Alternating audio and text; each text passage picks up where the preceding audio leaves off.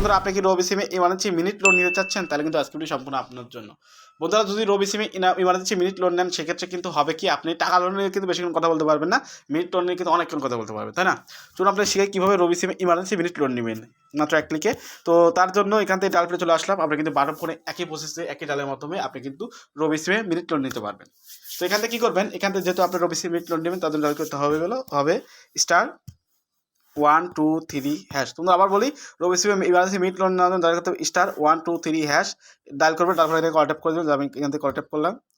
তো call tap পর এখান থেকে রবি সিম সেট করবেন। আমার 1 নাম্বার রবি সিম 1 সেট করলাম, আমরা 2 হলে 2 করবেন। তো করে দিলাম।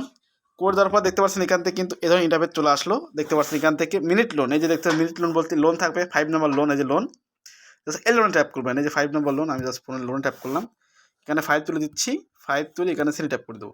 আপনি সেন্ড ট্যাপ করে দেবেন।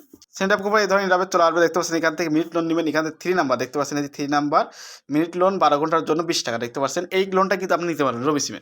তো কীভাবে নেবেন সেটা আমি আপনাদের এখন প্রসেস করবো। দেখতে পাচ্ছেন এখান থেকে 3 তুলবেন, 3 তুললে এখানে জাস্ট 3 তুলে সেন্ড ট্যাপ করলে আমি কিন্তু এই লোনটা দিয়ে দেবে মিনিট লোন।